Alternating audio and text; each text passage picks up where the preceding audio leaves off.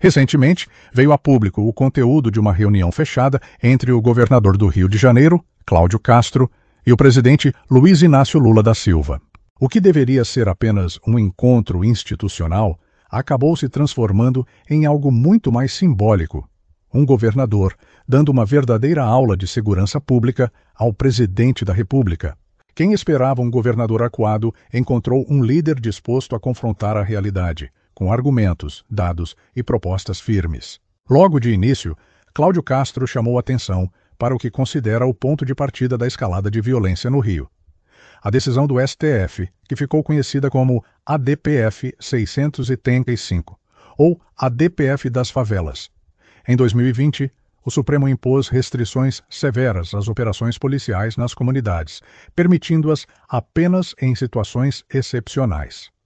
Na prática, explicou Castro, a medida retirou a polícia dos territórios dominados pelo crime e entregou essas áreas às facções. Sem a presença do Estado, as organizações criminosas tiveram tempo e tranquilidade para se fortalecer, se armar e expandir seu poder.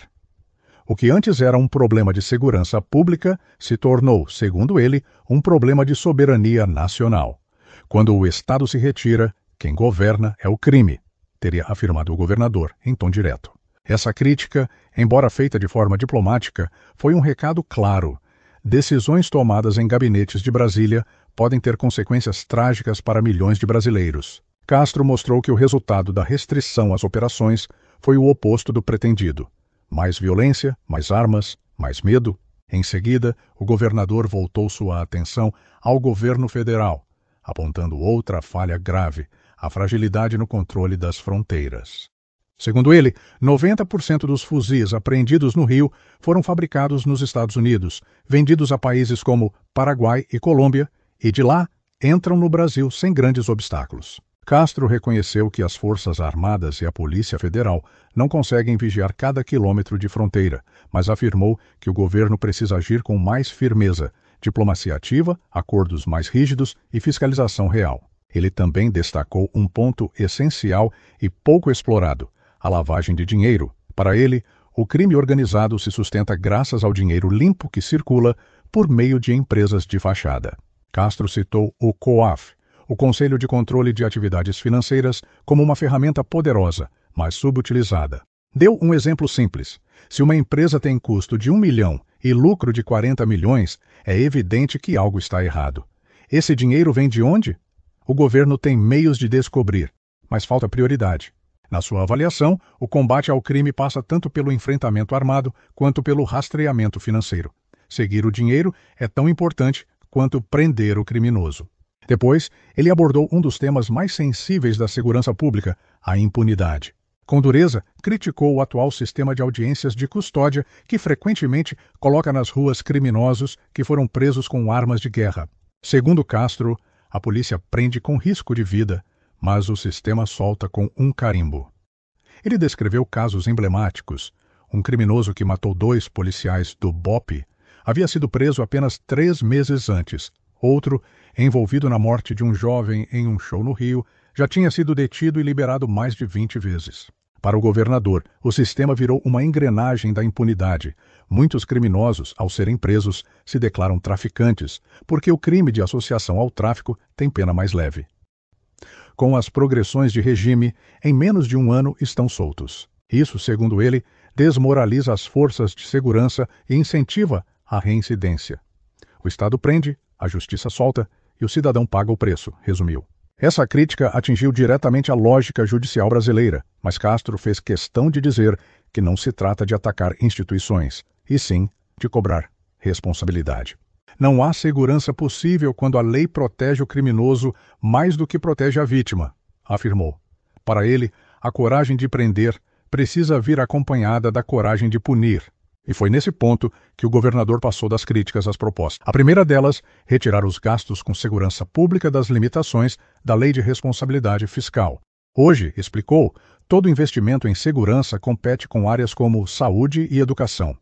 Para contratar mais policiais ou comprar equipamentos, o governo estadual precisa tirar verba de hospitais e escolas.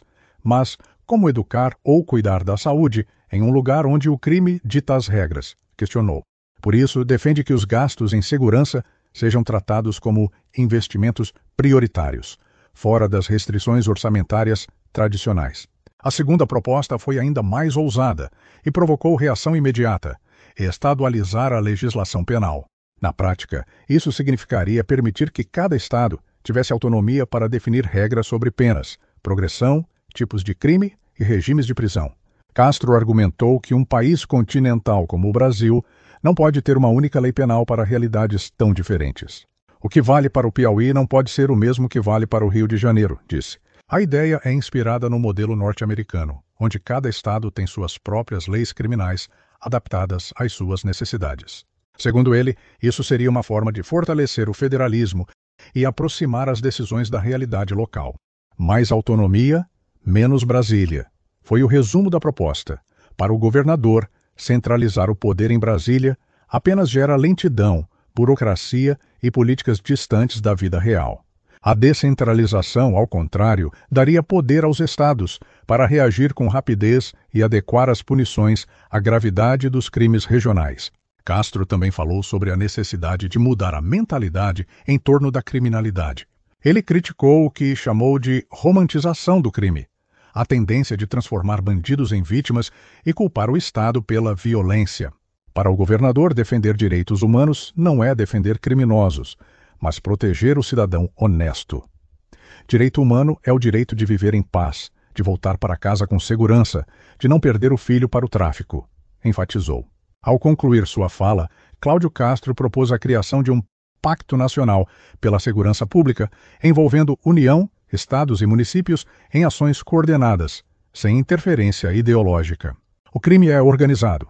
O Estado também precisa ser, disse, deixando claro que o enfrentamento à violência deve ser uma política de Estado, não um debate partidário. O impacto da reunião foi imediato. Para muitos, o que se viu não foi um governador em busca de favores, mas um líder desafiando o sistema. Castro criticou o STF, cobrou o governo federal e apresentou propostas que vão na contramão do discurso dominante em Brasília. Seu posicionamento escancarou a diferença entre duas visões de país. De um lado, quem acredita em lei, ordem e presença policial.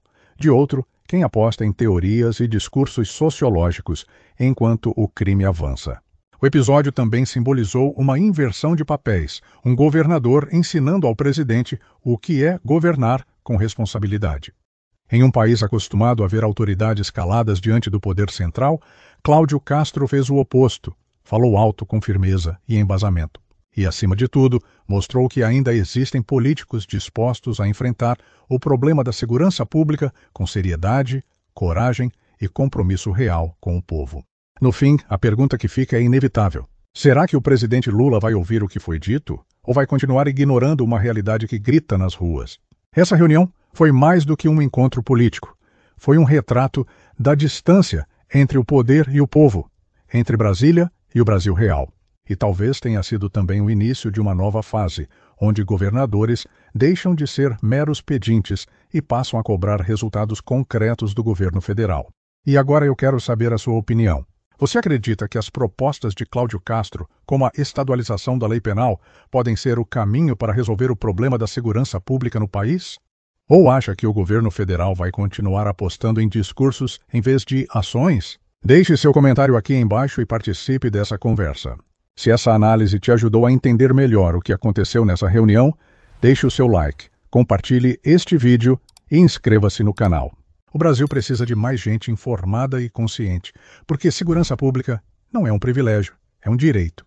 Um grande abraço e até o próximo vídeo.